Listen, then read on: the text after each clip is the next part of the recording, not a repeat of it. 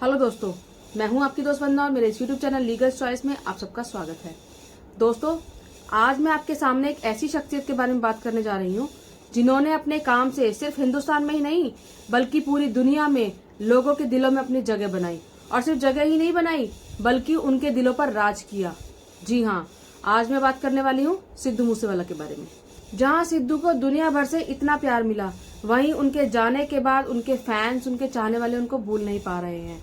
आज जब उनको गए हुए 5 महीने से भी ज्यादा हो चुके हैं, तब भी उनके चाहने वाले अलग अलग तरीके से उनको ट्रिब्यूट दे रहे हैं। अभी 3-4 वीक्स पहले ही जर्मनी की पॉर्श कार कंपनी ने सिद्धू को ट्रिब्यूट देते हुए एक कार लॉन्च करी है, जिसका नाम उन्होंने 295 दिया है, जो कि सिद्धू के एक सॉन्ग का नाम भी है।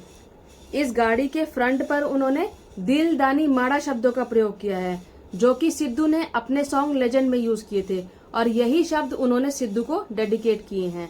इंडियन करेंसी के हिसाब से इस गाड़ी की कीमत 40 से 45 करोड़ रुपए है। उनके 295 सॉन्ग को अमेरिका के बिलबोर्ड म्यूजिक अवार्ड्स में भी शामिल किया गया है। बिलबोर्ड वो अवार्ड्स हैं जिसमें कि दुनिया भर के म्यूजिक से रिलेटेड लोगों को शामिल किया जाता है। 295 के अलावा सिद्धू के 4 और सॉन्ग्स को भी बिलबोर्ड में शामिल किया गया है। ये अवार्ड साल में एक बार दिए जाते हैं। सिद्धू पूरे एशिया के पहले ऐसे व्यक्ति थे जिनका नाम बिलबोर्ड में as a lyricist, singer, composer, music producer and a youth icon शामिल किया गया। ये भी एक ट्रिब्यूट ही तो है, और न जाने ऐसे कितने ट्रिब्यूट हैं जो अलग अलग देशों ने उनको दिए हैं। यूट्यूब म्यूजिक के ग्लोबल चार्ट में सिद्धू का 295 सॉन्ग 4th पोजीशन पे है, जबकि उनका खुद का नाम यूट्यूब की टॉप आर्टिस्ट लिस्ट के 2nd पोजीशन पे है। ये अचीवमेंट 5 साल के करियर में कोई कम नहीं है। उनकी पॉपुलैरिटी का आप इस चीज से भी अंदाजा लगा सकते हैं कि उनके जाने के बाद 145 देशों में उनको इंटरनेट पर सर्च किया गया। लेकिन जहां दुनिया भर से सिद्धू को इतना प्यार मिला, वहीं अपने ही देश में उनको क्या मिला? जिस देश के लिए वो कनाडा को छोड़कर आए, उस देश में उनको क्या मिला? उनके जाने के 5 महीने बाद भी उनके जस्टिस के लिए कोई आवाज नहीं उठाई जा रही है, कोई बात नहीं की जा रही है, कोई कदम नहीं उठाया जा रहा है। सब कुछ सामने होते हुए भी, सारे सबूत सामने होते हुए भी क्यों उनके न्याय के लिए कोई कदम नहीं उठाया जा रहा है? क्यों उनके हत्यारों को संरक्षण दिया जा रहा है?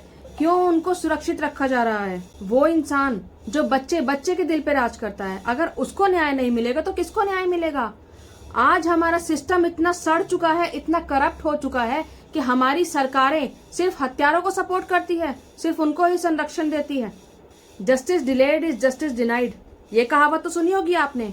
अगर 5 महीने बाद भी उनके न्याय की बात नहीं हो रही है तो कब उनके न्याय की बात होगी और कब उनको न्याय मिलेगा? यही सब कुछ सुशांत सिंह राजपूत के केस के साथ भी हुआ था। उनकी हत्या हुई या उन्होंने सुसाइड किया, ये किसी को पता नहीं चला। सीबीआई तक केस गया, सीबीआई ने कुछ दिन इन्वेस्टिगेशन की और बाद में इस केस को ठंडे बस्ते में डाल दिया। क्या हुआ उनके केस का? और यही अब सिद्धू के केस के साथ भी हो रहा है। अगर हमारे देश के प्रतिभाशाली युवा ऐसे ही जाते रहे तो कैसे चलेगा? जहां हमारी सरकारों को ऐसे युवाओं को संरक्षण देना चाहिए, उनको सिक्योरिटी देनी चाहिए, वहीं उनकी सिक्योरिटी हटा ली जाती है और हत्यारों को संरक्षण दिया जाता है, उनको सिक्योरिटी प्रोवाइड की जाती है। सिद्धू सरकार को 1 करोड़ से भी ज्यादा का टैक्स दिया करते थे, उसके बावजूद भी सरकार ने उनकी सिक्योरिटी को घटा दिया, कम कर दिया। और सिर्फ सिक्योरिटी को घटाया ही नहीं, बल्कि इस न्यूज को पब्लिकली ओपन भी कर दिया। और वहीं लॉरेंस बिश्नोई, जिसने हत्या की पूरी जिम्मेदारी ली थी, खुलेआम सब कुछ एक्सेप्ट किया था, उसको आज भी जब वो व्यक्ति पेशी के लिए जाता है या किसी भी चीज के लिए बाहर जाता है तो उसको कम से कम 50 सिक्योरिटी गार्ड दिए जाते हैं। इसका क्या मतलब हुआ?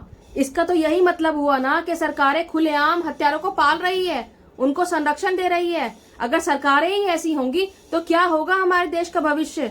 सिद्धू को न्याय मिलेगा या नहीं मिलेगा ये तो मैं नहीं जानती, लेकिन हमारा जो काम है, हमारा काम है अपनी आवाज उठाना, हमारा काम है न्याय के लिए अपनी आवाज को बुलंद करना। हमें ये काम जरूर करना चाहिए। इसीलिए आज 5 महीने इंतजार करने के बाद मैं अपनी ये वीडियो बना रही हूँ। दोस्तों, जिस समय सिद्धू की हत्या हुई थी उस समय मेरा चैनल बिल्कुल नया था। मुझे उस समय बिल्कुल समझ ही नहीं थी कि किस तरीके से वीडियोस बना के डालना चाहिए। इसलिए अब मैंने सोचा है कि मैं सिद्धू के ऊपर एक पूरी सीरीज बनाऊंगी, जिसमें कि मैं उनकी लाइफ के अलग अलग हिस्सों को दिखाऊंगी, जैसे कि उनका करियर, उनके अचीवमेंट्स, उनकी कंट्रोवर्सीज और भी बहुत कुछ। तो अगर आप भी चाहते हैं कि मैं ऐसी वीडियोस बनाऊं तो मुझे कमेंट बॉक्स में जरूर बताइएगा, मुझे आपकी राय का इंतजार रहेगा। और अगर आपके दिल में भी सिद्धू बसते हैं और आप भी उनके बारे में बहुत कुछ जानना चाहते हैं तो मेरे से जुड़े रहिएगा, मेरे चैनल को सब्सक्राइब कर लीजिएगा ताकि जो भी वीडियोस मैं आगे डालूं वो सबसे पहले आप तक पहुंचे। तो दोस्तों, मेरा साथ दीजिए, न्याय के लिए आवाज उठाइए। अगर ये वीडियो आपको पसंद आई हो तो इसे लाइक कीजिए, शेयर कीजिए और मेरे चैनल को सब्सक्राइब कीजिए।